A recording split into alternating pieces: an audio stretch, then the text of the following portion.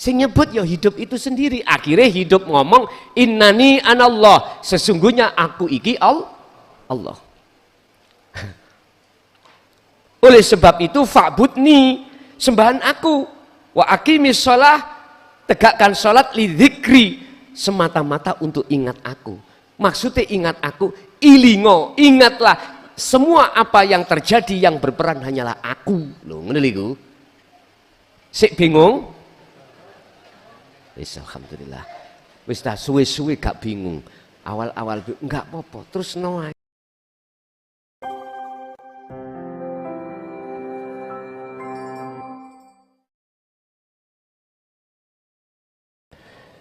Kita akan membahas dari sudut pandang hakikat terkait rukun Islam dan iman. Kita sudah tahu sejak kecil ketika kita dididik di dalam tauhid la ilaha illallah wa huwa, kita diajarkan beberapa hal untuk meninggalkan hukum larangan dan menjalankan hukum perintah. Tetapi untuk malam hari ini kami akan menuangkan dan membahas, mengkaji isi daripada hukum hakikat di dalam hakikatipun syahadat. Pertama, dari sisi tauhid la ilaha illa anta. Tapi tetap syariatnya kita membaca la ilaha illallah. Biar orang syariat gak bingung. Tapi hati jenengan harus la ilaha illa anta. Asyhadu, saya bersaksi an ing setuhuni kelakuan iku la ilaha, tidak ada Tuhan yang wajib disembah illallah, kecuali Allah. Tetap syariate ngucap Allah. Tapi hakikatnya hatimu harus duduk di anta. Sebab begini Bu, orang bersaksi itu wajib tahu siapa yang disaksikan. Maksudnya tahu itu bukan secara fisik. Kalau kita bicara secara fisik, kita nggak akan pernah tahu mana wujudnya Allah. Nggak bisa. Bahasa tahu itu secara ruhaniyah jenengan lewat ainul basyirah, mata hati jenengan, itu wajib untuk menyatakan bahwasannya maksudnya Allah itu tidak dari sisi nama ataupun tidak dari sisi sifat. Miturut proses hanya harus bersaksi miturut pandangan secara zatnya, wujud zatnya. Bentuknya hati jenengan harus punya iman atau rasa bahwasanya di antara saya dengan jenengan ini adalah wujudnya Allah. Saya bersaksi bahwasanya tidak ada Tuhan yang ku sembah illallah, kecuali Allah. Maksudnya dalam hati jenengan masuk di anta. Masuk di anta berarti harus ada rasa iman bahwasanya wujudnya Allah. Paham ya? Inilah bersaksi. Jadi kita sebagai makhluk yang menyaksikan itu, yang kita saksikan bukan abal-abal. Bukan hanya secara lisan saja, tetapi secara rohaniah jenengan iku wajib melihat ini. Ya dengan rasa tadi. Ini syahadat yang pertama. Contoh, misalnya jenengan sholat, wajib jenengan menyaksikan siapa yang beraf'al di dalam diri jenengan.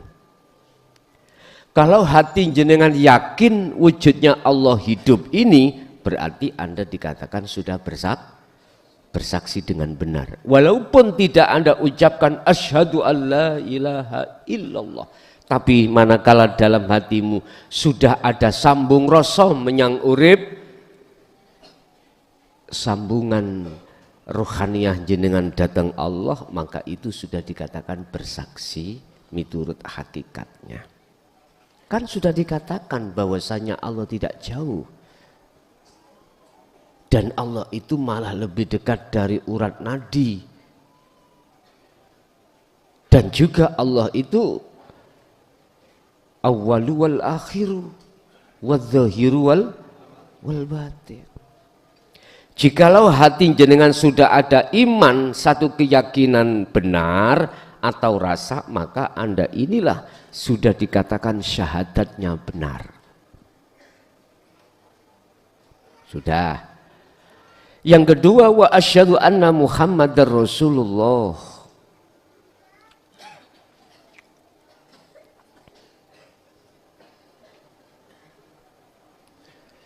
Dan sesungguhnya saya bersaksi Muhammad itu adalah utusan Allah. Muhammad. Biar persaksian Anda benar, dikatakan benar, antara yang bersaksi itu tahu siapa yang disaksikan. Bagaimana tentang Muhammad? Kalau kita hanya berpedoman di dalam syariat saja, keyakinan kita itu belum sempurna. Yakin kalau Muhammad ibnu Abdillah adalah utusan Allah. Sudah yakin, syariatnya sudah benar. Tapi hakikat kita masih salah. Karena belum bertemu. Aku yakin secara syariatnya, siapapun kita pada umat sekarang, kalau ditanya siapa Muhammad ibnu Abdillah itu, ya dulu orangnya itu. Zaman kenabian, la nabiya ba'da, wa huwa Rasulullah akhiruz zaman. Pasti seperti itu. Mana yang dikatakan kau bersaksi? Wong bersaksi itu harus bertemu. Ternyata disikapi dari sisi hakikat, Muhammad iku makhluk. Anda harus menarik makhluk. Pertama, dasarnya Rasulullah pun diperintahkan Allah untuk berkata tentang beliau. Kul in kuntum tuhibbunallaha fattabi'uni. Kul innama ana basarum mislukum. Katakan Muhammad, sesungguhnya saya, kata Muhammad, iku basyarun, manusia, mislukum, sama dengan kau, sama dengan kita. Itu pernyataan Rasulullah. Terus di balik ayat ini ada apa? Sebab setiap ayat wahyu diturunkan oleh Allah itu ada asbabun nuzul. Sebab-sebab mengapa ayat itu diturunkan. Ada dua asbabun nuzul Di dalam surat Al-Kahfi ayat 110 ini yang Rasulullah mengatakan sesungguhnya saya itu sama dengan kau. Sama dalam arti bagaimana? Sama makhluknya. Sudah ada yang membantah Pak iki Pak. Kalau jarne saya biarkan. Sudah ada yang melawan. Saya biarkan aja. Karena belum paham. Ismaklumono, maklumkanlah orang-orang yang membantah akan dinut tauhid karena memang mereka belum paham. Kalau dilokno, dikatakan belum paham, nggak terima Pak. Nggak terima karena dia kitabnya alim iku timbang jenengan. Qurannya alim dia timbang jenengan. Ilmu apapun alim beliau. Cuman ingat, kita sedikit buka di dalam makalah Ibnu Athaillah. Lebih baik kau berteman orang yang bodoh ilmu zahiri, tetapi dia alim ilmu batini. Lebih baik kau berteman orang yang alim ilmu batinnya. Ilmu batinnya berarti ilmu tentang Allah. Walaupun mereka ini bodoh ilmu zahiri, berarti ilmu tentang selain Allah.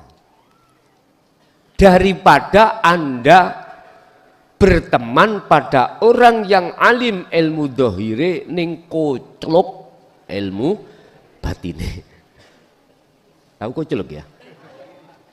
Koclok itu bodoh. Ya, betul. Apalagi kau berteman zahir batine celuk-celuk. Wis gak mendukung perjalanan zahirmu lan ruhaniyahmu, gak dukung belas. Gak ada masukan. Bapak Ibu, bukan perkara ini ilmu zahiriku gak penting. Penting. Tapi harus lebih kau utamakan itu ilmu keruhanian. Pun kembali kepada Muhammad. Kalau Muhammad ini makhluk yang dipanggil, yang dimukhotobi Ibnu Abdillah Muhammad, jenengan juga makhluk. Seluruh alam ini dikatakan makhluk. Lah statusnya Rasulullah, utusannya Allah. Artinya, jikalau jenengan tidak diutus Allah ke sini, masyotah jenengan seperti kekean mumet, nggak akan pernah bisa sampai ke sini. Berarti makhluk jenengan iki hakikatnya disebut Muhammad. Tapi bukan Ibnu Abdillah loh ya, secara syariat. Muhammad utusan Allah. Lah Anda bisanya ke sini, bisa jenengan berdiri, rukuk, sujud, duduk, digerakkan atau diutus Allah. Anda manakala iman Anda sudah jatuh di wilayah tersebut, berarti persaksian kedua terhadap Muhammad itu sudah benar. Kembali kepada asbabun nuzul. Mengapa Allah menurunkan surat Al-Kahfi 110 ini? Dikarenakan satu, pada saat itu keruhaniannya selain Ibnu Abdillah itu, Ibnu Abdillah, mohon maaf, masih mendewakan, masih memuja, masih memuji selain Allah. Ikut terhadap makhluk. Berarti makhluk itu Muhammad. Beda nek Nur Muhammad tuh Pak. Nur Muhammad dengan Muhammad beda. Beda. Saya bicara tentang Muhammad. Muhammad iku nyatanya Nur Muhammad. Berarti roh iku nyatane roh adalah wujud jenengan itu. Ngaten dah. Tapi bukan wujudnya jasad sampean iku wujudnya roh. Bingung? Bah, kon ngombe kopi ae. Kon ngombe kopi, monggo dulur.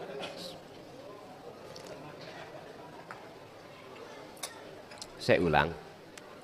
Nur Muhammad dengan Muhammad itu beda. Nur Muhammad iku wiji kang dumadi saklebete gesang, wiji kang terjadi di dalam hidup. Karena Nur Muhammad itu aslinya ya hidup. Lah wujudnya Nur Muhammad adalah Muhammad. Makanya jikalau tidak ada Nur Muhammad tak akan pernah wujud dunia dan seisinya. Tanpa ada ruh dalam diri jenengan dulu tak akan wujudnya jasmaniah. Lah jasmaniah itu adalah nyatanya wujudnya ruh. Tapi ingat wujudnya ruh itu wujudnya jasad itu bukan wujudnya ruh. Yes. Olahraga dulu. Perang dino ini enggak olahraga. Bon. Muhammad itu adalah makhluk. Bisanya makhluk itu bisa bergerak karena ada yang menggerakkan. Lah sebagai Muhammad statusnya itu Rasul, utusan. Karena segala apa yang dilakukan oleh Muhammad makhluk, semua orientasinya sesungguhnya pancaran geraknya Nur Muhammad. Sehingga aku boleh dong mengatakan andai kata ini telur. Bukan telur, ini adalah ayam. Boleh. Tapi Anda disebut orang gendeng nanti. Benar tapi gila. Disebut gila pada umumnya orang banyak mengatakan ini telur. Tapi hanya Anda sendiri mengatakan ayam. Buktinya nanti kalau sudah diingkrami induk ayam, nyatalah anak ayam. Akhirnya orang yang mengatakan Anda itu gila, ngomong, oh betul, wong gila iku. Ngono akhirnya ngono, gak nyalah nih, sama.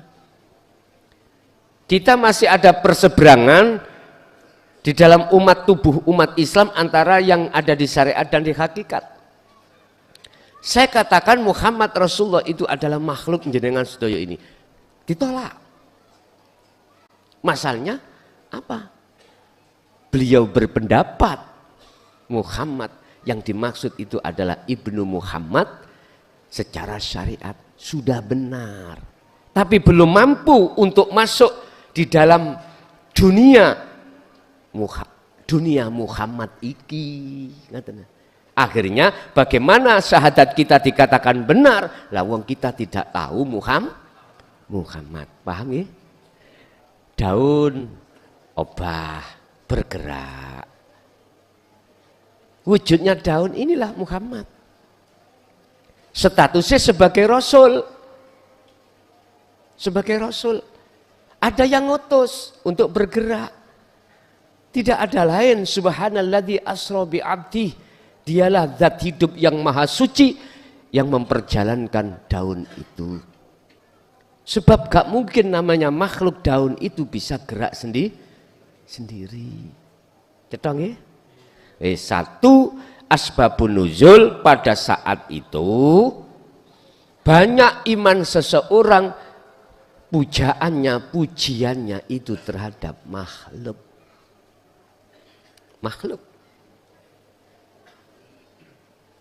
Padahal segala puja-puji itu adalah hanya milik Allah.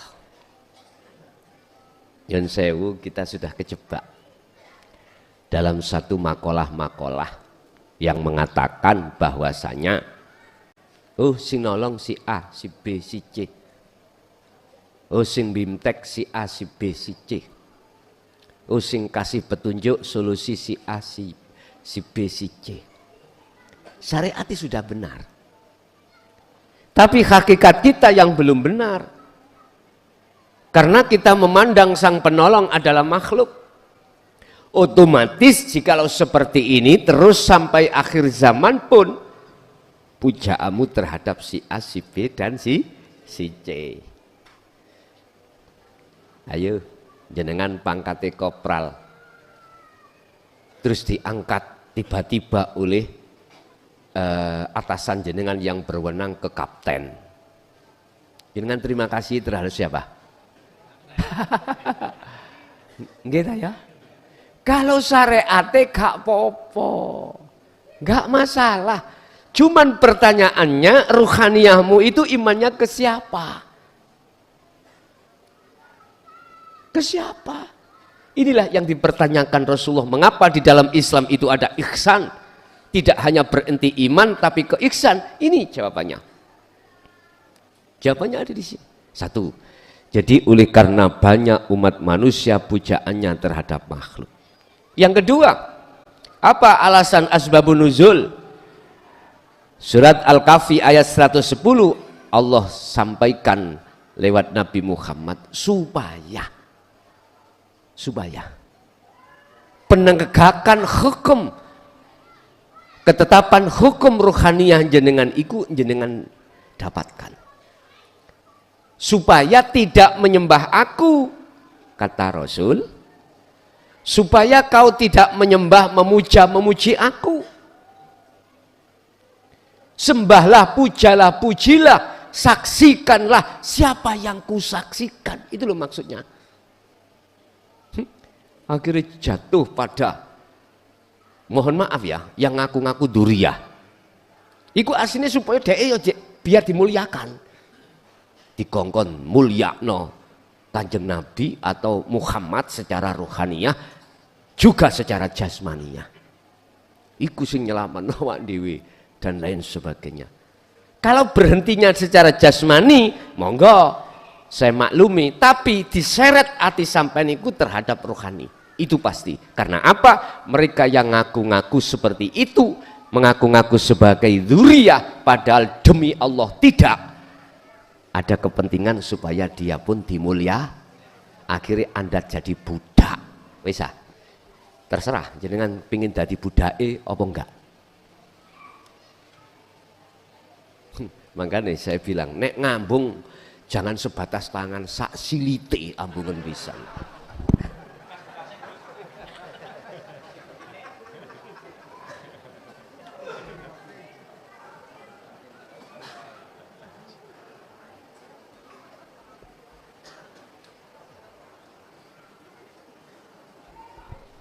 Kita tidak terasa kalau diseret opini penyesatan rohaniah. Siapapun Anda yang mengatakan salah kalau kita disuruh untuk memuja, memuji terhadap makhluk, itu salah. La taj'alu ma'allahi ilahan akhara. Jangan sekali-kali di dalam hatimu itu bertengger makhluk.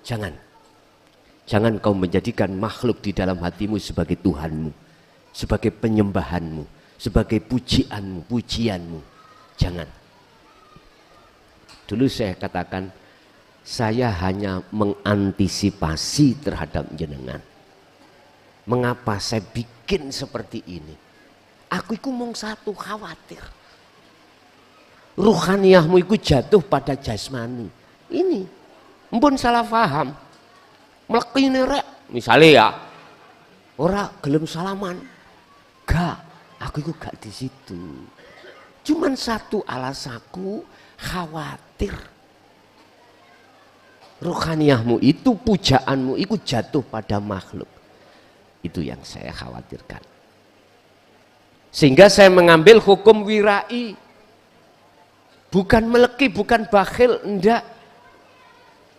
Anda tanpa terasa bilang atau tidak bilang sudah masuk waman tabi'ani, orang-orang yang mengikuti aku, kata Rasulullah.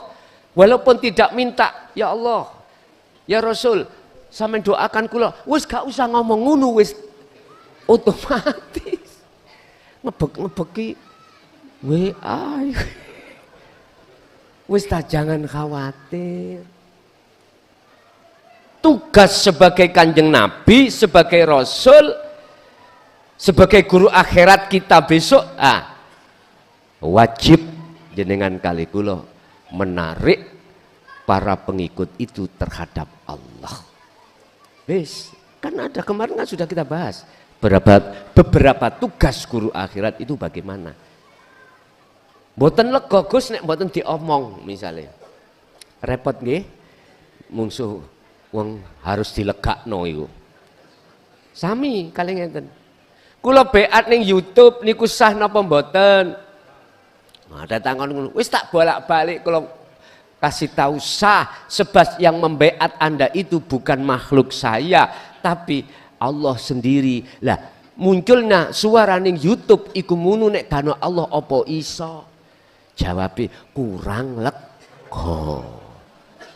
Iku sebab karena rai-raimu kabeh iki kena doktrine hukum syarek yang mengatakan kalau tidak ketemu mursyidnya gak sah. Ya mborek nek ngoten. Aku nggak bisa ngomong. Ya udah, yang penting hanya satu. Kata Rasul, jangan sembah aku. Jangan puja aku.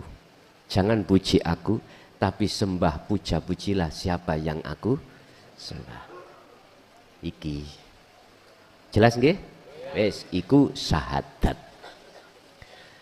Lah syahadata ini ketika Anda melaksanakan sistem fungsi la ilaha illa anta, maka nanti akan menjadi syahadat tunggal atau syahadat ahad. Piye syahadat ahad? Sik taruhan.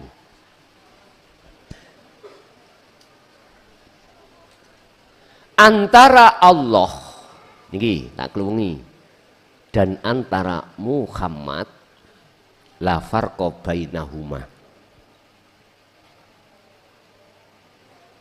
Miturut pandangan ruhaniyah Anda ketika sudah di wilayah musyahadah atau bertemu atau di zona ahad, Muhammad dan Allah iku sudah fana, nggak ada sebutan. Maksud la farqa bainahuma, tidak ada bedanya di situ.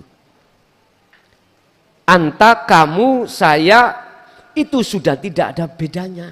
Aku yo kamu, kamu yo aku. Artinya bukan aku, bukan kamu, bukan aku makhluk, bukan kamu Tuhan. Ini sudah lepas, fana. Jadi terus kita sebut apa? Gak bisa nyebut. Sing nyebut ya hidup itu sendiri. Akhirnya hidup ngomong innani anallah, sesungguhnya aku iki Allah. Oleh sebab itu fa'budni, sembahan aku, wa aqimis shalah, tegakkan salat li dzikri, semata-mata untuk ingat aku.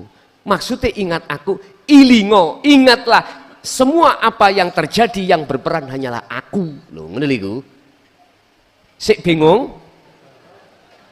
Wis alhamdulillah. Wis dah suwe-suwe gak bingung. Awal-awal enggak apa-apa, terus noai. Bingung pisan ngeciprat, ya sampai sak terusin jenengan bingung terus.